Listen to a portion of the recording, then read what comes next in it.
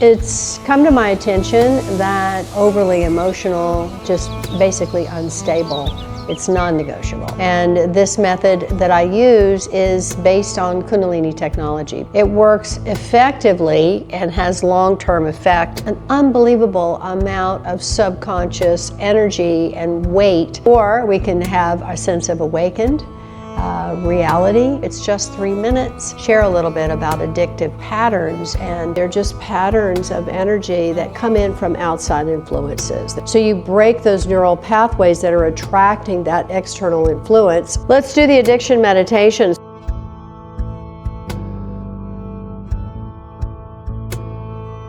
Satnam, everyone. Trusting this is finding you well, peaceful, happy, and authentically expressing you as a beautiful container of love and a frequency of love. I'm Melanie Mataji, and you are welcomed in now to the Mataji Sanctuary. Sanctuary refers to the heart, and this is indeed a sacred space of the heart. This space physically is located in the golden heart of Las Vegas. We're right in the very center of the valley in a historic neighborhood that has been around since the mid-50s. And it's a unique area of Las Vegas in that we have a lot of mature trees, and nature is quite abundant in like this amazing little oasis right next to the Arts District, right next to the original areas of the Fremont Street original downtown.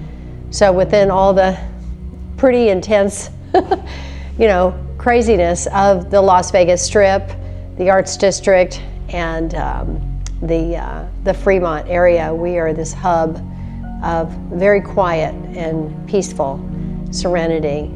It's come to my attention that maybe we should be doing more things in regards to clearing out our internal subconscious fields, which drive our ego to prompt us to be very reactive, overly emotional, just basically unstable.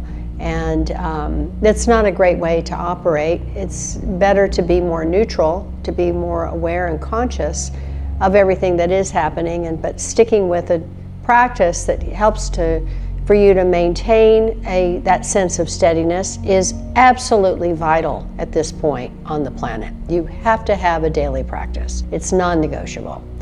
And this method that I use is based on Kundalini technology, based on these very ancient teachings that are incredibly powerful, and they're also unbelievably effective very, very quickly. And that's what we need at this point on the planet as well, for us to be able to have a practice that works fast, it works effectively, and has long-term effect, as well as creates a shift not only in your field and your experience of who you are, but everyone around you gets an impact of what it is that's happening with you. In other words, your family, your lineage of family, your ancestors, your immediate family, your extended family, your friends, your environments, everything is impacted when you have a daily practice and you really are consciously working and striving to be more bright, more loving, more compassionate, and more neutral. Yes, it doesn't mean you're going to be a doormat and you're just going to sit around and do nothing. No, you got to do your work. A big part of doing your work is to have a daily practice. Fist of Anger is a wonderful practice that uses a very powerful breath practice. So you've got to connect with the breath in some shape or fashion as well in your sadhana practice, in your spiritual discipline. So the breath practice that is offered in the Fist of Anger is a diaphragm breath.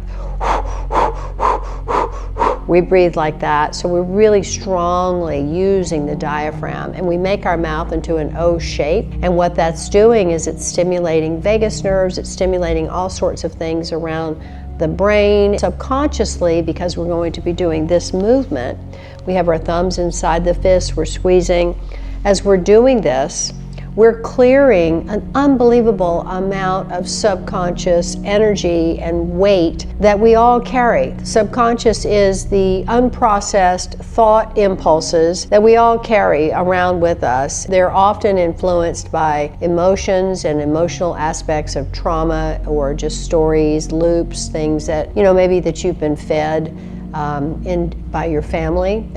This is how it's always been. There's all sorts of influences for that, right? So what we can do, though, is we can clear ourselves to be more neutral and make choices. And making the choice of, so dad and granddad's dad, they all had that same career, but that is not my path at this point in my reincarnation. And we do it respectfully, we do it with love, but we definitely clear the way for us to make our own steady path of dharma and destiny. So we have the opportunity to be like zombies, the Walking Dead, so to speak, with cold depression, where we're just totally overwhelmed and it's like, fuck it,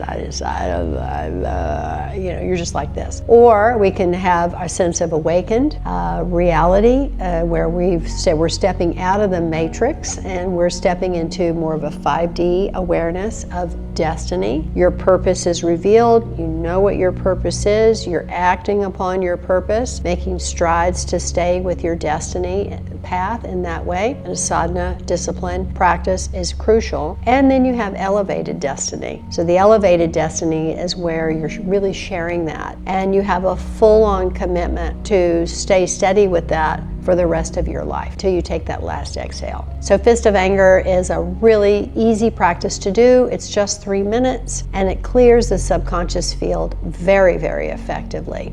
So I'm going to do it with you now. I'm going to show you, and then we're going to follow it with an addiction meditation, and I'm going to share a little bit about addictive patterns and how it is that they come to be. All right, so you're going to take your thumbs, you're going to place them beneath the little finger. You're going to close the other fingers over it. So you make a tight fist, squeezing the thumb, and we do a backwards motion. As we do this backwards motion, we're going to look at the tip of the nose and we're going to breathe powerfully through that O mouth with the diaphragm breath.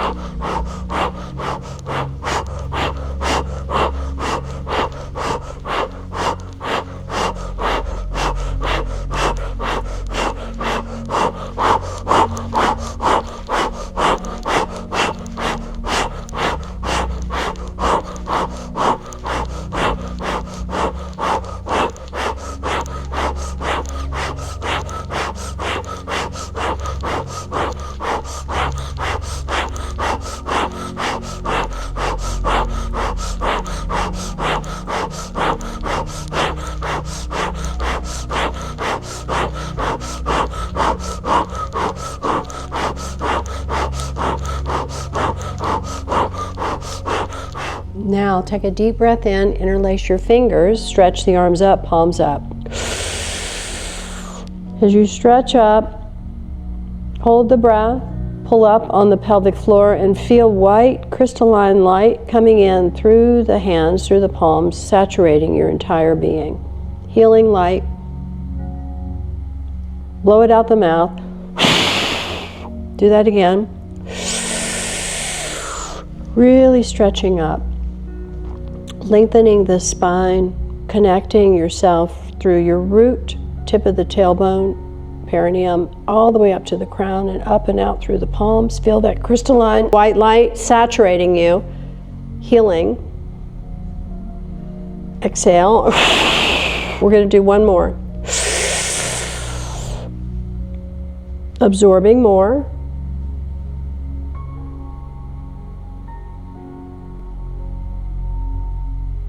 And And then exhale, just relax down.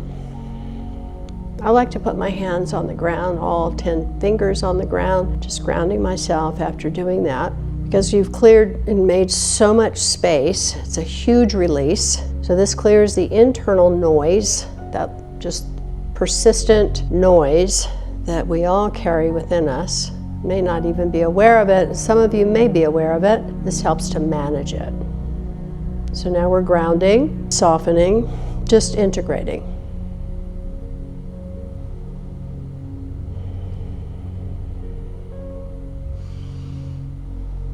Good. And then when you're ready, blinking open the eyes. So that's the fist of anger. That was about 2 minutes that we did. So 3 minutes practice of that every day really connects you to your breath. It helps to manage that mental looping noise, all the stories, all the shenanigans that goes on, particularly from the frontal lobe of the brain and even the back part of the brain, which holds a lot of very, very old patterns that evolutionary wise we've carried through, but we're now really ready as a human species, evolving very quickly. So it's important to have some sort of a practice that helps you to navigate that evolutionary upgrade that we're all being offered to experience at this point, moving from the 3D to 5D to beyond that 7D, etc. So navigating within this matrix, the Aquarian age, but moving as well out of a Piscean age into the Aquarian age and into that sense of your destiny and elevated destiny. Addiction meditation. So addictions can be familial. They can be a family lineage pattern that your DNA can be coded with as you come into this skin suit, into this incarnation. Yes, that is possible, but very often they're just patterns of energy that come in from outside influences. They come in from outside influences. And so this next meditation is literally considered to be a medical meditation. It's very powerful. It is one of the meditations that's recommended for dealing with intense neurosis of, I just can't break this pattern of whatever it is that is your addiction of, whatever it is your addiction of choice. And I say choice loosely because you do have a choice about it. It could be anything, right? It could be social media. It could be relationships. It could be marijuana. It can be alcohol. I can just keep going. And I really don't want to even get into that, but what I do want you to recognize is that doing this practice helps you to really shield and fortify yourself so you break those neural pathways that are attracting that external influence. Let's do the addiction meditation. So we're going to again take our fingers. So the fingers are representative of a lot of energy, energetic qualities, physical qualities. We're in the yogic language, we work with the tattvas. We work with the planetary energies. The tattvas are your elemental energies: earth, fire, air, water, and the fifth element of ether. We want to keep all those elements always balanced. This is also the sister science of Ayurveda. It's very much focusing on the holistic practices. Chinese medicine focuses on these. All the true medicine treatment protocols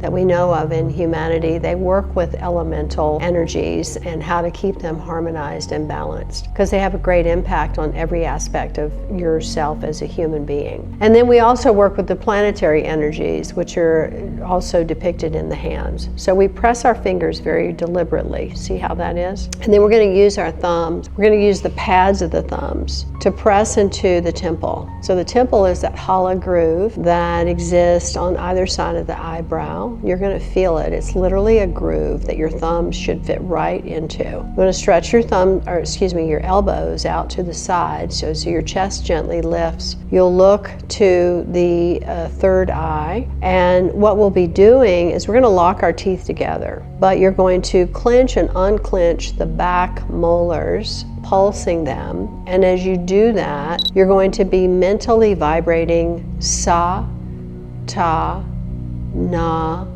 ma. So these are the 5 sounds that the universe creates as it's creating. Sa, ta, na, ma. Birth, life, death, rebirth. So as we do this meditation, we're going to pulse, clench and unclench the back molars to the sound of mentally sa, ta, na, ma.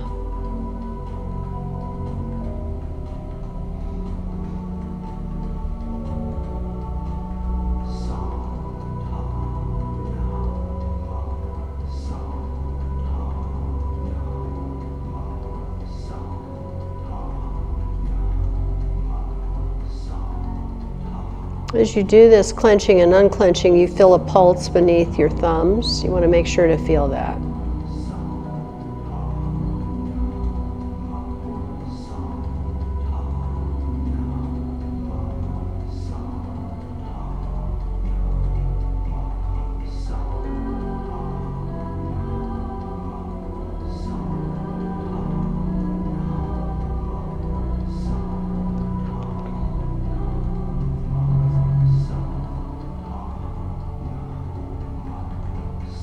We're gently and firmly pulsing those back molars together and releasing, keeping the teeth together at all times.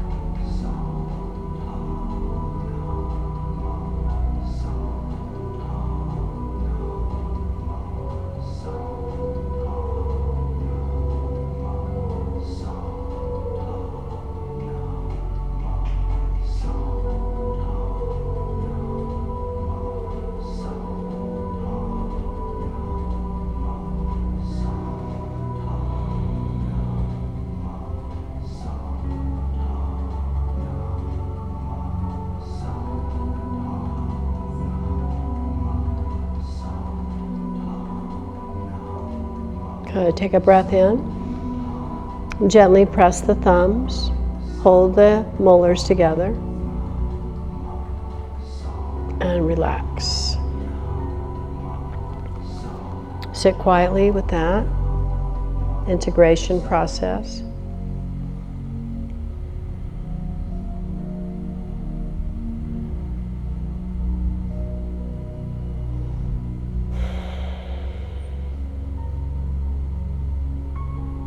Good. And Satnam.